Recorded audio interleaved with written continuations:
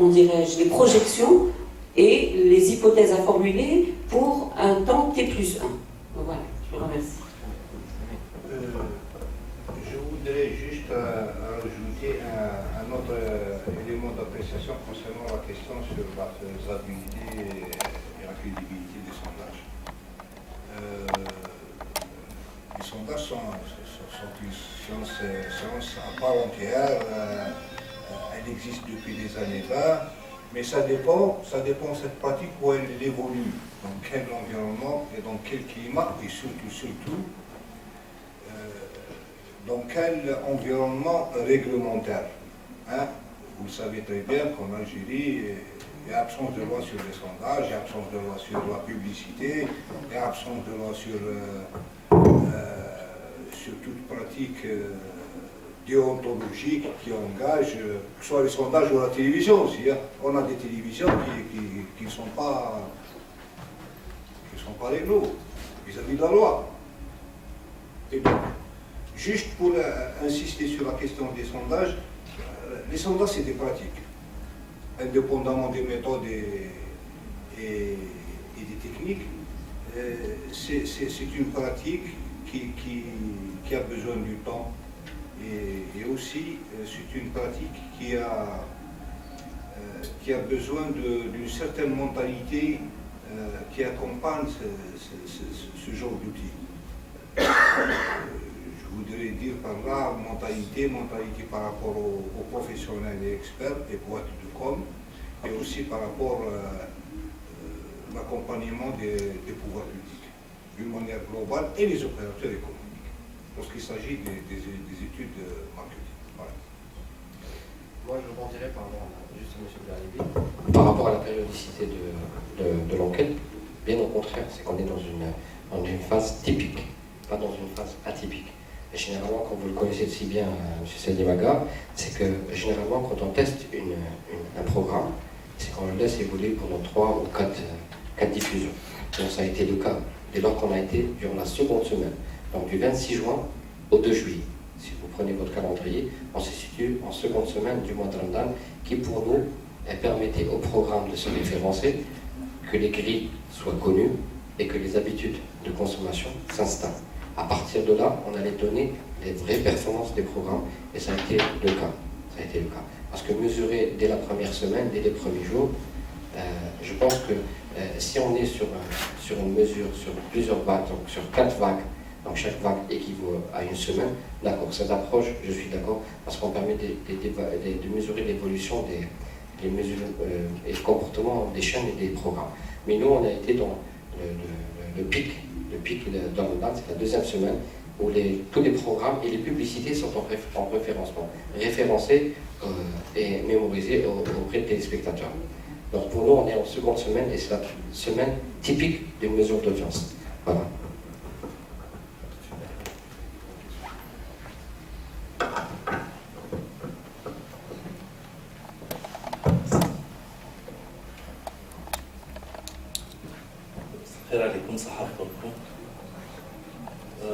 D'abord, je félicite l'Institut Média Solvay pour ce travail de bonne qualité, effectivement. Nous avez habitués de toute manière depuis quelques années, puisque nous avons déjà collaboré à plusieurs reprises sur des opérations de sondage, en particulier durant le mois de Ramadan. Effectivement, vos données ont toujours été empreintes de sérieux et nous ont été très utiles pour élaborer nos politiques de programme. Sur la fiabilité de ce sondage, comme pour tous les autres sondages, c'est l'éternel débat entre les sceptiques, ceux qui considèrent que les résultats sont bons parce qu'ils ont été servis, etc. Mais ça reste toujours une science relative, et je crois l'exemple le plus récent qui nous permet de dire cela, c'est les résultats des sondages avant le dernier référendum en Grèce, qui donnait le 8 gagnant un moment.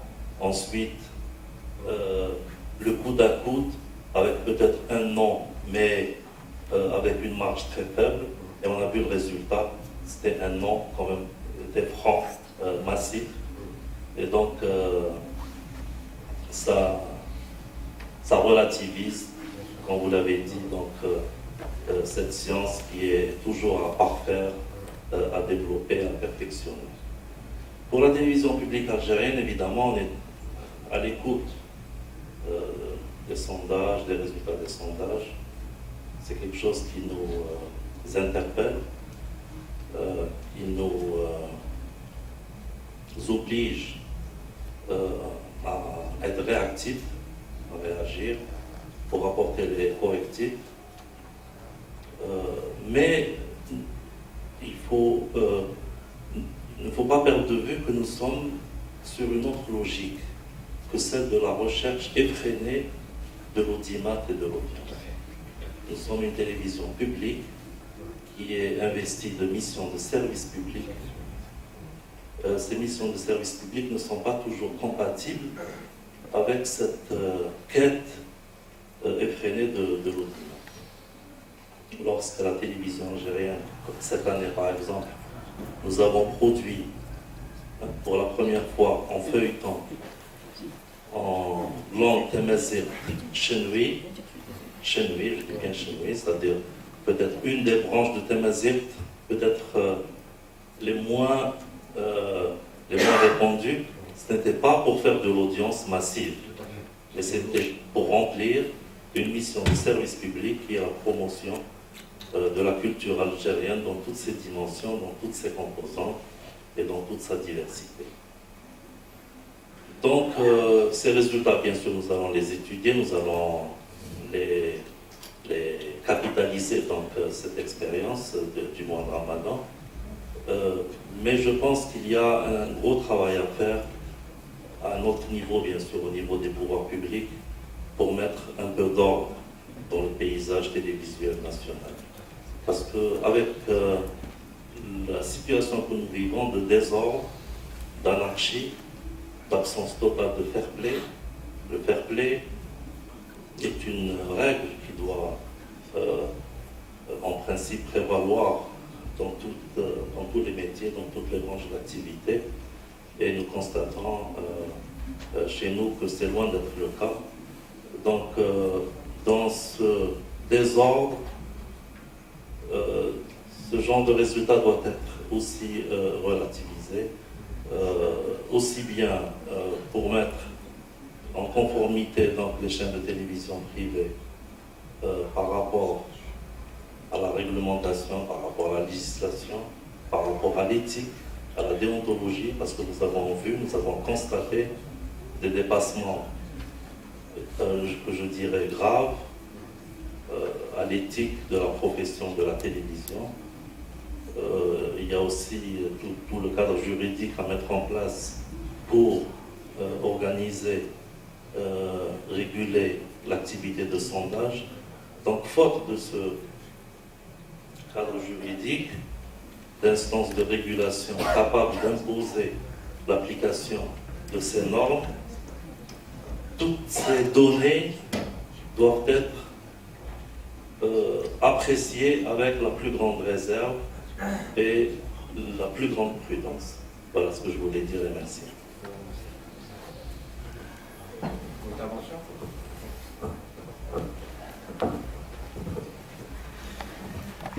مساء النور، يونس أبو شريف مرشد إذاعي صحة فطوركم. يعطيكم صحة على كل حال على الدراسة الوافية اللي قمت بها في مؤسستكم المحترمة. فربما عندي سؤال شوية محرج، نكمل وين نبدأ وين نكمل سي سليم القار تكلم على الجانب اللي خصصتوه للمعلنين الإشهارات. فأود أن نطرح لك سؤال خاص بك سي سفيان مالوفي. نعرفوا بأنه مؤخرا كان عندك مشاكل قضائية مع مؤسسة أوريدو بعد حوار قمت به على ما أظن لجريدة المحور، وين تم اتهامك بتهم القذف، والقضية راحت للعدالة والعدالة وصلت فيها.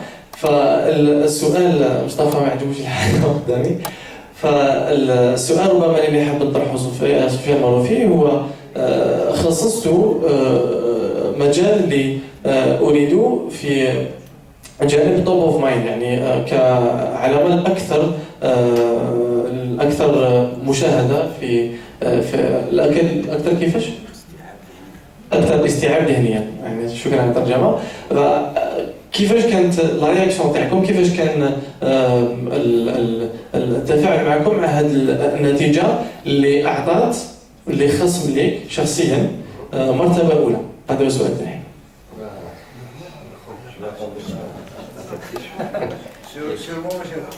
Ce qui est sorti du contexte, donc il est clair que la personne morale est différente de la personne physique. Donc la personne physique a été poursuivie pour diffamation par l'opérateur, pour X raisons, et la personne morale a fait son travail, et par obligation de professionnalisme, une obligation de neutralité, et je suis entouré d'académiciens, donc je ne pouvais pas faire autrement. Donc l'obligation de la personne morale m'indiquait, m'imposer le fait que je puisse faire ressortir les indicateurs en toute neutralité et en toute objectivité. Il est clair que la personne physique tiendra toujours ses propos et aura une ligne directrice. Et la personne morale aussi agira en toute professionnalisme, en toute objectivité, et pourquoi pas présenter ce rapport à l'opérateur lui-même. Donc je n'ai pas de problème avec l'opérateur, avec la personne morale que constitue l'opérateur, mais avec la personne physique qui gère l'opérateur. Donc pour répondre à votre question. Voilà. Peut-être M. Semel Boudjadja, directeur marketing de Echelon, qui est là, peut-être. Essayez-nous au fond de la salle, peut-être des données de micro. On a eu l'intervention du directeur de formation de peut-être sur la polémique des caméras cachées, on voit aussi les résultats des différents concurrents. Qu'est-ce qu'il pourra nous dire Donc, ça fait comme c'est pour parler des audiences, sur ce qu'il était en train de dire Salim Algar sur les audiences, sur la crédibilité terrain. Le plus essentiel pour moi, c'est que sur les 3 études qui ont été faites sur le mois de Ramadan, les Imam ou MML ou Survey, Cherok est toujours première. Et c'est le plus intéressant, c'est le plus à retenir. Pour ce qu'il a dit sur Bena TV, je ne sais pas, mais là pour moi c'est une extra réussite. Kinshan, après 15 jours de lancement, se trouve au top 10. Pour moi c'est plus qu'extra. En 15 jours, hein. En 15 jours, elle est classée 9e ou 8e, top 9. Pour moi c'est une grande réussite. Merci. Merci à vous, merci. L'intervention de notre collègue.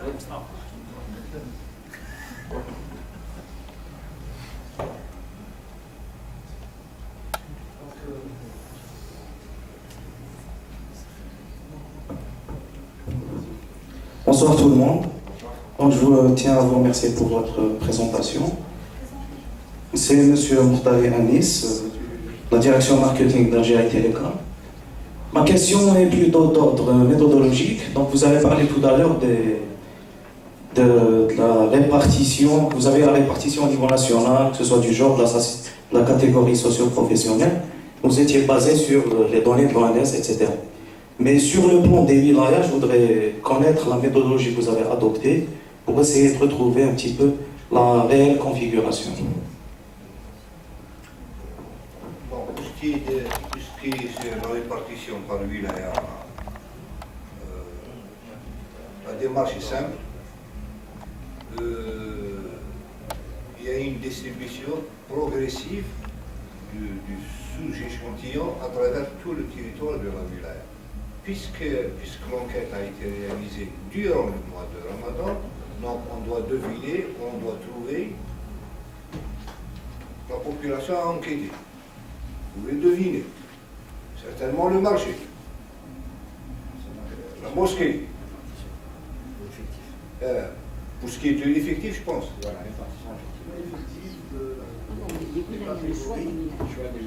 que ce soit l'effectif, des catégories ou des genres. Distribué par wilaya en fonction de la fiche de quota. On doit trouver du territoire de la même wilaya un quota donné et distribué sur la base des caractéristiques individuelles. Âge, sexe, niveau d'instruction et CSP. Voilà. Peut-être vous voulez savoir que sur le plan de la stratification, lorsqu'on essaie de distribuer les individus à enquêter, il y a des critères sociodémographiques, il y a aussi des critères sociologiques. Donc, on distribue les individus, comme je viens de le dire, par le biais d'une fiche de quota. Voilà. Et cette fiche de quota contient des caractéristiques individuelles qui reflètent la distribution statistique faite par l'Office national des statistiques. Donc la distribution se fait, disons, en fonction de la distribution globale réalisée par l'Office national des statistiques, mais avec un sujet. Donc, si on prend en exemple la wilaya d'Alger, on peut considérer que la wilaya d'Alger, globalement, lorsqu'il s'agit du quota ou aléatoire, ça tourne autour de 1000 individus, si on veut enquêter la wilaya d'Alger. Est-ce que c'est suffisant comme réponse ou bien je... En fait, moi, ce que je voudrais savoir, les 1000 individus, vous allez certainement les diviser en genres, en catégories socio-pro. Donc le global, vous l'avez au niveau national, il y a une nomenclature de l'ONS, etc. Il y a une répartition. Après, pour Oran ou pour Biskra, il y a des divergences, il y a des différences. Sur la base de quoi vous avez pu faire vos distinctions? Monsieur le global, le nombre de la population de la wilaya d'Oran. Vous avez les données nationales, vous avez les données par région, par wilaya, par on commune, n'a pas le wilaya. et par commune. Donc on distribue la même valeur, Voilà. à travers un sous-échantillon qui respecte la distribution des caractéristiques individuelles sur le plan wilaya, régional et national. Et je voudrais aussi préciser que la méthode des quotas, on ne peut pas calculer la marge d'erreur dans la méthode des quotas. Il n'y a pas de marge d'erreur, on ne peut pas calculer la marge d'erreur. On peut calculer la marge d'erreur dans la méthode aléatoire. Donc la marge d'erreur dans la méthode des quotas, c'est souvent comment gérer le queue de quota. Tous les quotas, il y a des queues. Parce qu'à l'époque, à la fin, on a 5 ou 10 personnes. Il y a des caractéristiques bien déterminées. Un jeune de 18 ans, étudiant, il se trouve la périphérie ou chef-lieu de wilaya, etc. Donc, on attribue les caractéristiques individuelles, le jeune hada pour qu'on puisse remplir et satisfaire la queue de quota. Voilà. Il faut être très aussi dans la démonstration, le but de cette présentation, c'est qu'on soit le plus pédagogique et le plus convaincant. C'est que pour chaque journée d'études qu'on mène, pour chaque journée où on détermine un petit peu les quotas pour chaque wilaya, donc on a ce qu'on appelle une fiche de quota qui permet d'avoir la distribution journalière de notre quota par wilaya. J'ai pris l'exemple de Annaba, par exemple, où on a les tranches d'âge, donc hommes-femmes, le sexe, les tranches d'âge et les CSP. Donc chaque jour, par exemple, dans la wilaya de Oran, on doit questionner 14 hommes et 13 femmes, tous les jours, qui au cumul nous fait 189 personnes durant toute la semaine d'enquête. Donc cette fiche de quota, on la remet à l'enquêteur qui lui permet de remplir donc, sa journée en fonction de la spécificité des personnes qu'il doit interroger. Avec le questionnaire, ici joint, qui est un questionnaire en couleur, qui contient donc, les questions ouvertes, questions fermées, avec la partie profil, pour identification du profil, la partie, donc la mesure des indicateurs médias, de mémorisation, et ce qu'on appelle la grille des quarts d'heure. la grille des cadres qu'on a mis en couleur avec les logos, vu que maintenant on a une intensification d'ouverture de chaînes et de création de chaînes. Donc pour nous, il était intéressant et en termes d'approche pédagogique, d'avoir des logos des chaînes qui permettent de distinguer une chaîne de l'autre, comme Jazair TV, Jazairiya ou Jazair Zalita.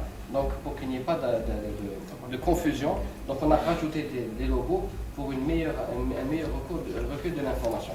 Donc la fiche de quota, encore une fois, c'est ça qui nous permet de stratifier notre échantillon.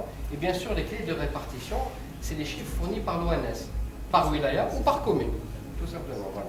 Ce qu'on appelle base de sondage. Base de sondage wilaya, base de sondage régional, base de sondage national. Et donc, à partir de cette base de sondage, qu'on commence à triturer la répartition représentative de l'échelon. Autre question? Oui, bien sûr. Moi, je voudrais, si vous me permettez, je voudrais revenir un petit peu sur votre démarche.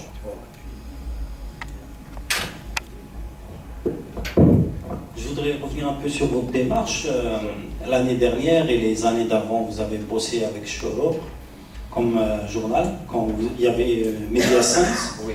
L'année dernière, vous avez travaillé sur une commande de l'NTV pour un sondage. Depuis 2009. 2009. Cette année, vous travaillez avec aucune télé. Ça veut dire que ce sondage n'a été commandé par aucune télé. Laquelle? Beurre TV. Beurre TV, d'accord. À laquelle vous appartenez. J'appartiens pas, je vois ça. J'appartiens pas. Bon, je sais que le patron a reçu le sondage, mais ça ne savait pas. Dernier informé, pour être plus précis. L'essentiel, c'est que est-ce que le fait de travailler avec une chaîne, d'abord, une chaîne, c'est pas rentable, il faudrait plusieurs chaînes pour que l'opération soit rentable, pour avoir une retombée des frais de votre opération. Ma question, est-ce que le fait de ne pas travailler avec ces chaînes qui font de l'audience, ça vous permet d'être plus libre dans vos analyses, dans vos chiffres, finalement, parce que si vous avez, par exemple, travaillé avec le NTV, vous mettez sur leader, ça va être un petit peu très difficile de faire accepter ça par le... Heureusement que ce Belalibi... Oui, je sais. M. Belalibi, il est très compréhensif dans ce domaine. Non, mais est-ce que l'indépendance du sondeur est quand même très importante dans la mesure où l'étude est commandée par une télévision qui cherche à avoir son audience durant ce ramadan. Ma deuxième question, combien a coûté cette opération? Enfin, ma troisième, si vous permettez, j'ai remarqué que Nahar est second dans vos sondages.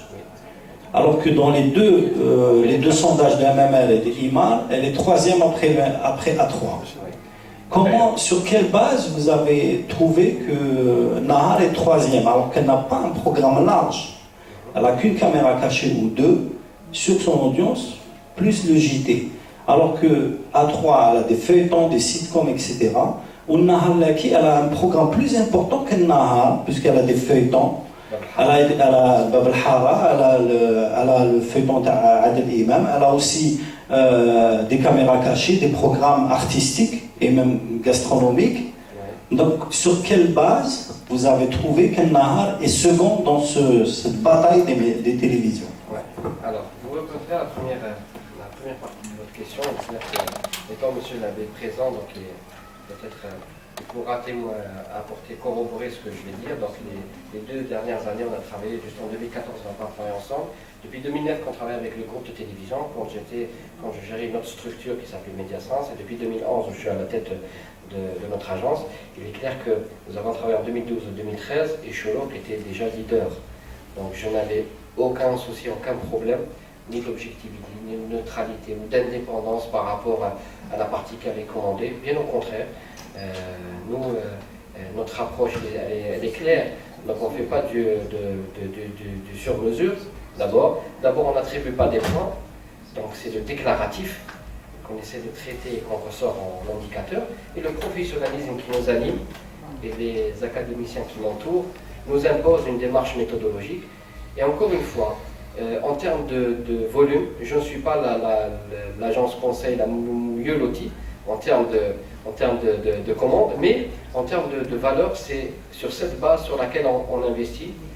Et le choix des clients est pertinent et primordial pour nous. Cette année, on a eu 3 clients qui ont permis de soutenir le coût, parce que le coût d'une mesure d'audience en face à face, ça coûte cher. Plus de 600 000 dinars vous a coûté cette mesure, entre la partie terrain, la partie traitement.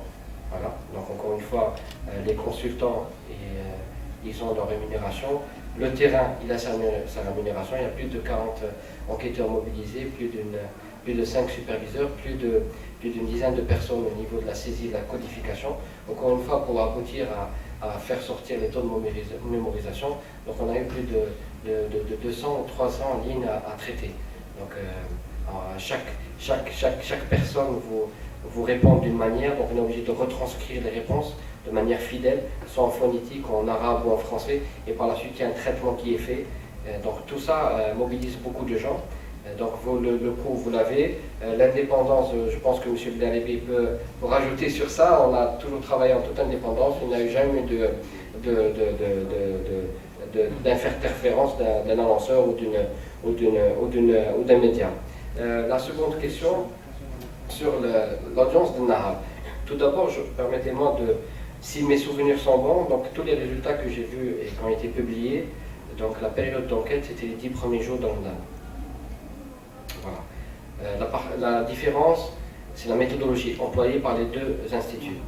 Le MMR qui applique le carnet d'audience, suivant la méthode par quota, mais le recueil d'informations, la passation, c'est le carnet d'audience qui ne se fait plus ailleurs d'ailleurs.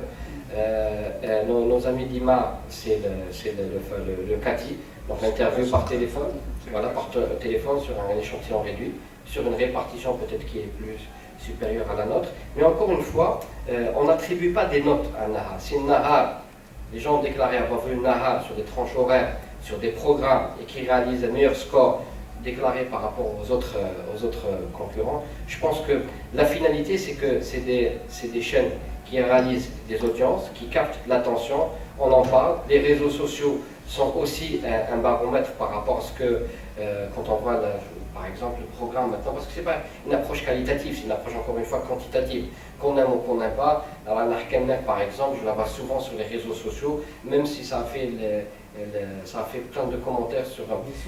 Oui. C'est maximum 10 minutes. Oui. Quand je dis à 3, elle a un feuilleton qui dure presque 50 minutes, oui. qui est classé numéro 2 dans les audiences après Ashur al-Ashar. Oui. C'est le dramatique qui marche le plus pendant le Ramadan. Pour vous Pas pour moi, c'est l'ensemble qui me suit. Non, c'est pour vous, parce que le sondage d'opinion, c'est le déclaratif, on n'attribue pas de note. C'était les 15 premiers jours, après, c'est une autre caméra cachée Nahar qui est beaucoup moins... Tout à fait. Qui a beaucoup moins d'audience, oui. Puisque après la fin des 20 premiers épisodes d'Ashur al-Ashar, tout le monde s'est renversé ou l'a converti vers John Langosto, puisque John Langosto était suivi aussi par... Et nous, encore une fois, la période d'enquête, c'est du 26 au 2. On était dans les 20 premiers jours. Donc je pense qu'on a évolué les bons programmes. Donc on a questionné les bonnes personnes, et encore une fois sur les résultats, vous voyez la courbe, et faites une autre analyse. Vous voyez la courbe, l'évolution de l'audience par rapport à la journée de la semaine. Ou sur le temps le meilleur programme. La pénétration, c'est la pénétration, la A3 est plus large. Oui, en pénétration, c'est le nombre de personnes qui vous déclarent avoir regardé une chaîne, sans distinction de temps. C'est clair l'indicateur, c'est une définition. Même la question, la manière de la poser, c'est une question universelle qu'on a calquée.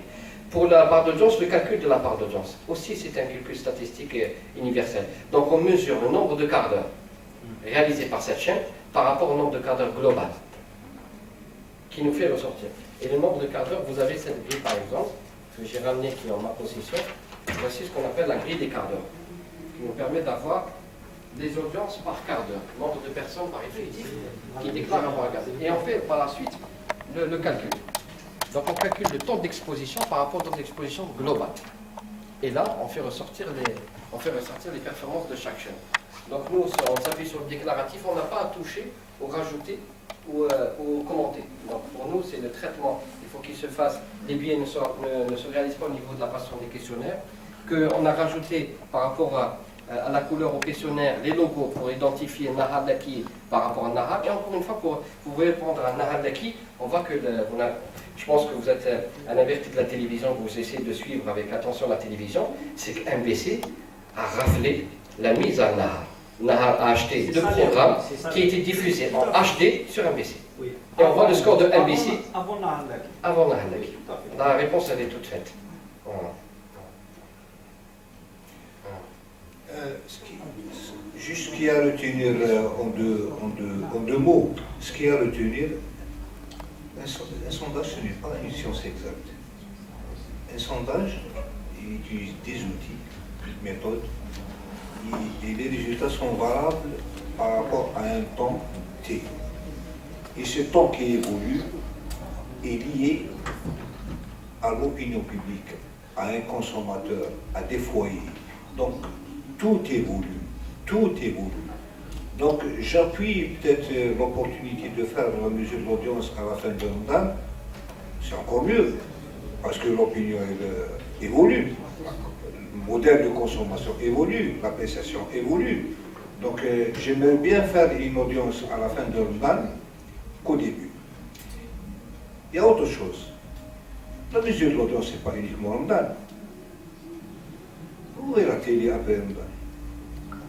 Où sont les audiences après Ramadan? Et donc, si on mesure le Makla ou le Mousselsalat, donc après Ramadan, normalement, on doit mesurer plus que ça. Voilà, tout est lié. Et ça, c'est une question. Moi, je suis actuellement sur la lecture d'un livre sous la direction de François Jost qui s'intitule Pour une télévision de qualité. Et j'avais toujours le souci, comme je suis chercheur à l'Université d'Alger, j'avais le souci de programmes de qualité. Ma première question, c'est d'abord, est-ce qu'on ne pouvait pas faire un top 10, un top 5 des programmes qui ont la plus importante audience? Et ma deuxième question, justement, parce que, encore une fois, on mesure d'audience, c'est la quantité, mais moi, j'aurais aimé qu'on arrive, du moins, il faut débattre, il faut travailler pour atteindre l'audience, ce qu'on appelle chez Canal+, la Kalimat.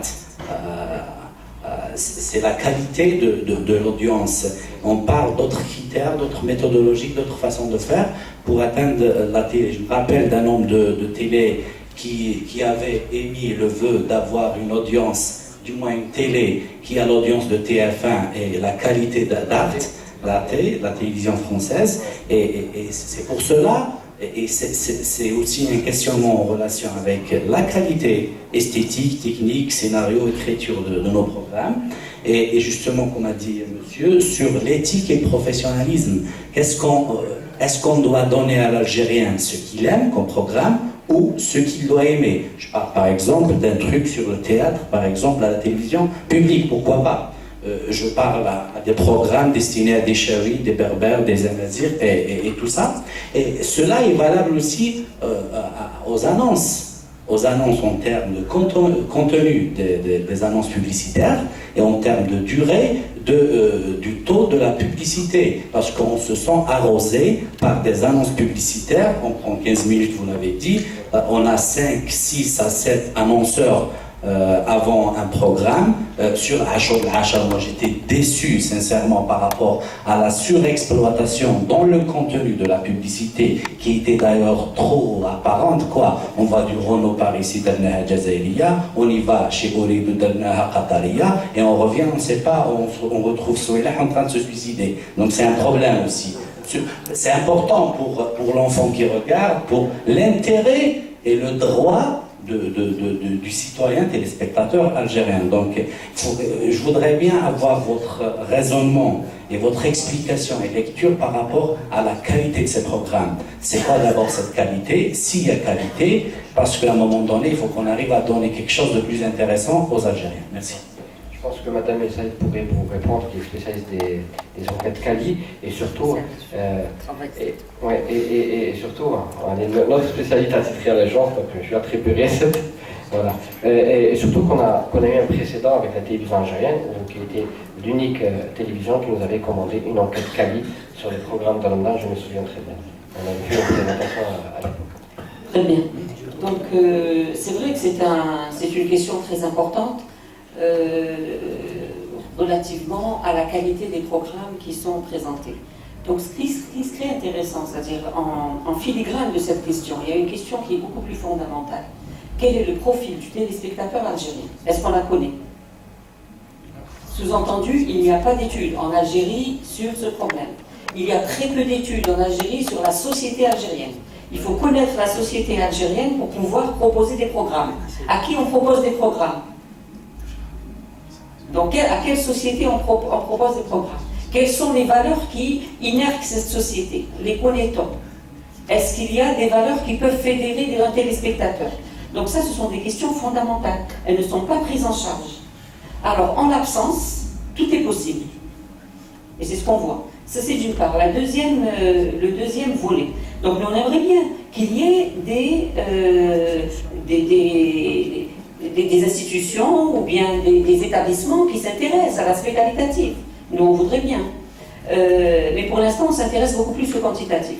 Ensuite, concernant la publicité, ça c'est également un débat très intéressant dans la mesure où moi je serais très curieuse de savoir si la publicité fait vendre en Algérie. Ça c'est la grande question. Avec ou sans publicité, il y a du chiffre d'affaires. Donc ça il faudrait réfléchir à ça. Ça a été fait, on a débattu même avec un grand publicitaire, une grande agence qui était l'agence de Peugeot, qui nous avait sorti ça avec ou sans en vente. Et on continue à le croire en regardant tout ce qui se passe, en regardant. Mais c'est toujours la notoriété image recherchée par les annonceurs.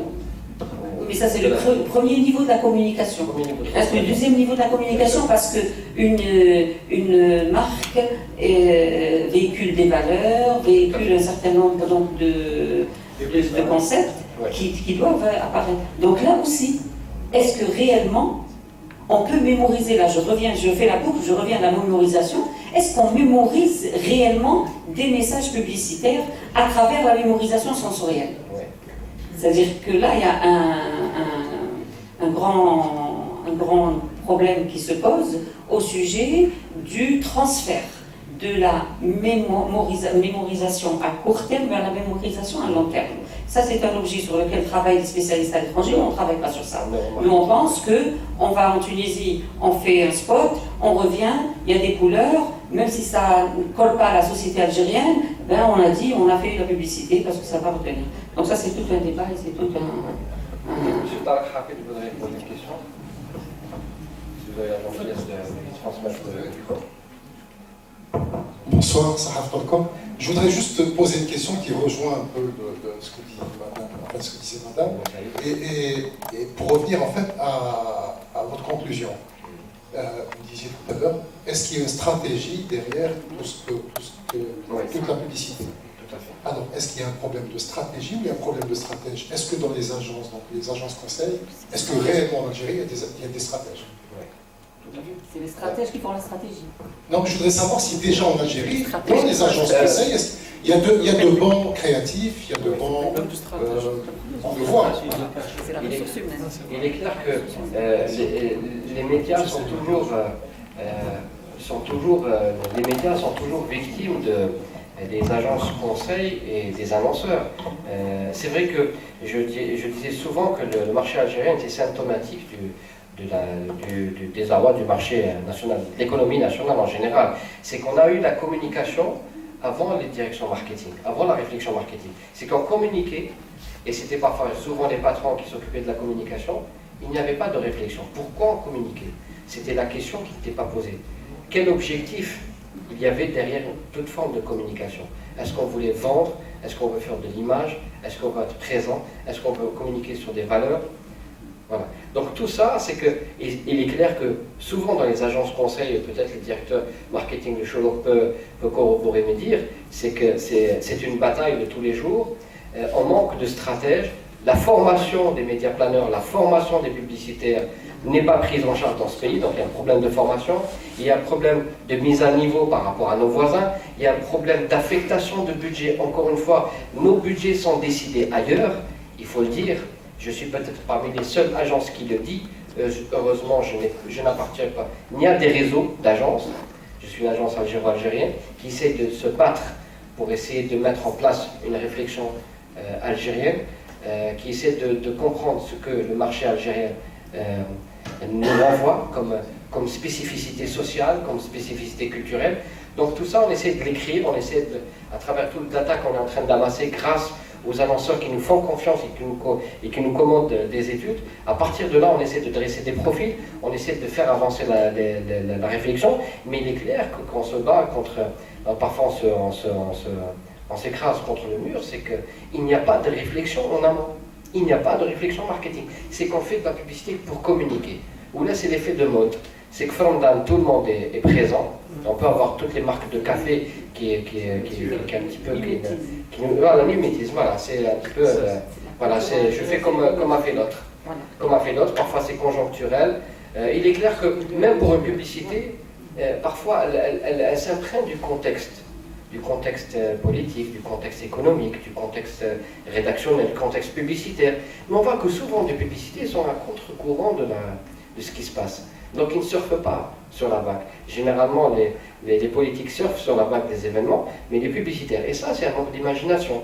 Parce qu'on n'a pas des écoles qui font des créatifs.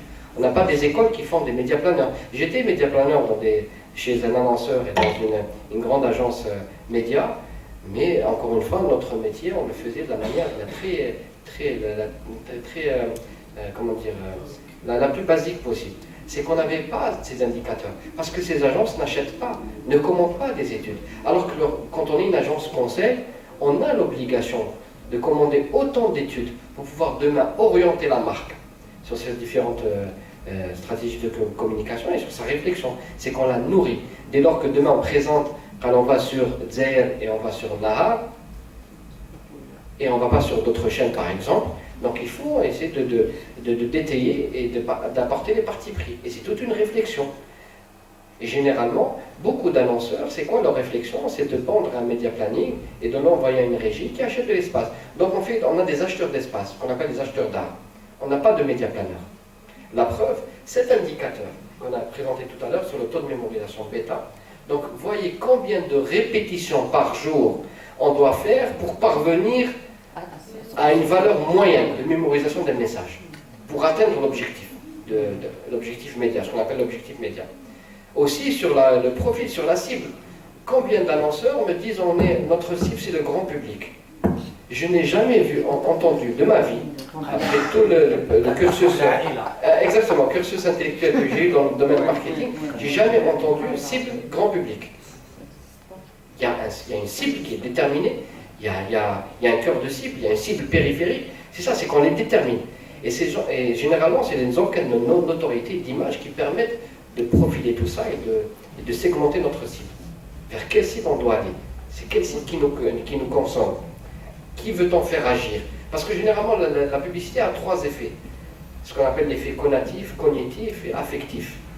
Si on doit atteindre les trois aspects, faire aimer, faire connaître d'abord, faire aimer et faire agir.